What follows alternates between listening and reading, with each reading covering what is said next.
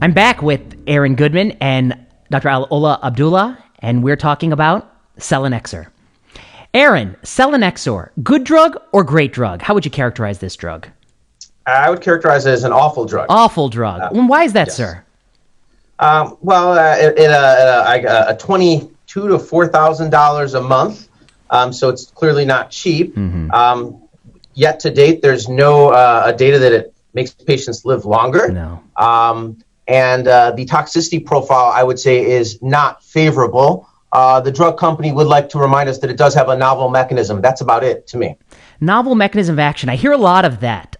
In fact, we talk most about mechanism of action when efficacy and tolerability are quite poor. Dr. Abdallah, any thoughts on Selinexor? How do you think about this drug? I mean, again, I keep saying the same word all the time. You know, we really require from a pharma company like Chiropharm to think about doing real randomized clinical trials. When we say real randomized clinical trials, do we have lack of myeloma treatments for our patients? No, the answer, we don't. We just need to know where do we put these type of treatments. So if we believe this type of drug is good enough as a combination therapy or as a single agent, why are we not seeing it as a randomized clinical trial to see exactly how effective it is in myeloma? And I agree with Aaron. You know, we need to know exactly not only the efficacy, also the side effects, the toxicity, to learn more. Is it really good or is it not good? You know, that's a whole purpose of doing the randomized clinical trial.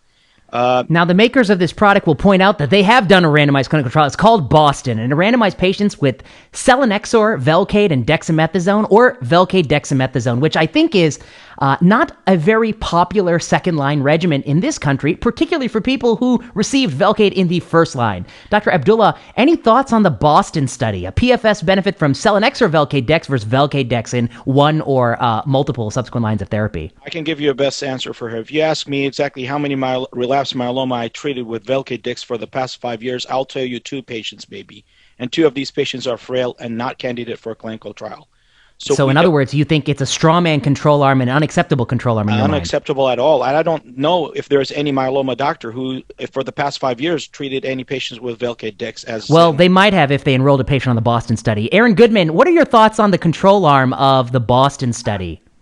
Well, at least they did a randomized trial. I think that's the only thing you can give them a reward for. I'm just going to say it. I don't think it was ethical for centers in the United States to enroll in that study. I'm not a myeloma KOL. I do treat a lot of myeloma, but I've been to many of their talks, and nowhere in the recommendations at first or second relapse is doublet therapy with Velcade dex recommended for the treatment of our patients, especially when I believe 60% of those patients had already received Velcade dex. I mean, if they truly consented patients for this study, I can't imagine what that consent talk looked like, retreating with a doublet with the 2 therapies that they have seen. So yes, big surprise. They added a drug with a novel mechanisms that has some sort of plasma cell activity, and they combined it with Velcade dex, and there was a modest improvement in progression-free survival.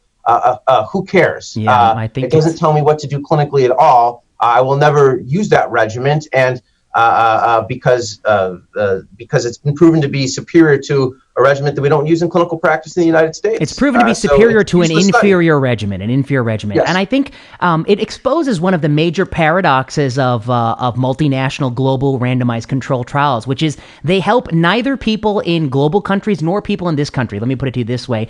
In global countries, they already struggle to afford drugs like Revlimid and daratumumab, and they are very unlikely to be able to afford a new drug like Selinexor. So the results of this clinical study are not going to help those places because they're not going to have ready access to a drug like Selinexor, I would guess, on average.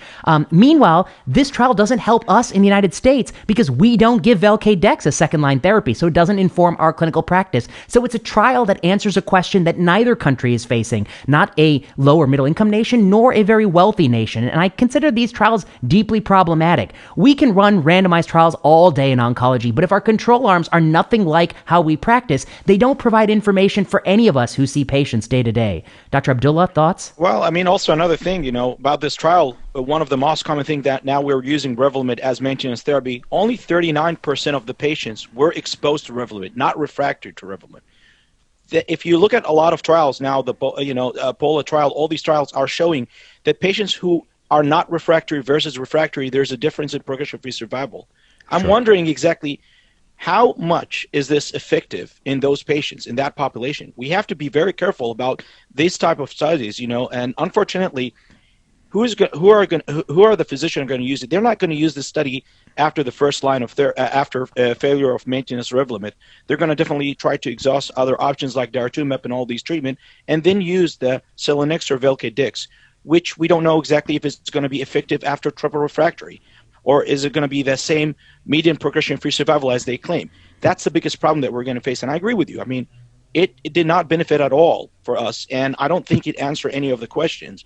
Can this overcome things like proteasome inhibitor refractory or even IMiD refractory? It did not answer that, and unfortunately, most of our patients are IMiD refractory now, and this kind of could be a trial that will not give the best answer for this case. So that's also a big negativity of the Boston trial. And I just want to add also regarding the developing country, it's a very expensive drug. Don't forget about the supportive treatments that you have to give for these patients. Good point. IMiD for GI toxicity. The only time I use IMiD in the patients is for VRD pace. And my patients don't have nausea. For platinum-containing regimens, yeah, and of course. If you look at the Boston trial, it's not my study, it's their study, and you look at the side effects and toxicity, you can see that how many of these patients got a grade 3 nausea. It was over 8%, and that's after using the drugs like IMiD. You can see exactly the weight loss was higher in these patients. So I don't see that in my myeloma patients where I give a very toxic regimen like VRD pace comparing to Selinexor. That's really very, very challenging for my patients because, we are trying to be very effective. And the reason we don't want to, I know a lot of physicians don't like to do the transplant is because of the mucositis. So why are we giving a drug that can cause symptoms, GI symptoms, which it was the reason why we stopped using drugs like panoplazomab in the past, diarrhea and rash. Yeah. Absolutely. I think what jumps out at me about a drug like Selinexor is not the novel mechanism of action. I don't spend a lot of time watching YouTube videos of the molecular mechanism of drugs. What jumps out at me is the toxicity and tolerability for patients reported in all the clinical studies, including rates of grade 5 AEs in the initial study. Dr. Goodman, any last thoughts on Selinexor? Yeah, I mean, for a drug that we do not know makes patients with myeloma live longer, at the very least, all we can ask for is that it make them feel better. Clearly, it does not do that, and they charge you quite an expense for that. My final thoughts on this drug is it has currently no role in the treatment of patients with multiple myeloma in the United States outside of the penta-refractory patient with no clinical trial options who, after a very thorough, informed consent process, is willing to try another treatment. That's true. And for that patient, they can also consider VTD pace and some salvage cells if you have them on hand. There are lots of other things I think about. But thank you, gentlemen, for this conversation.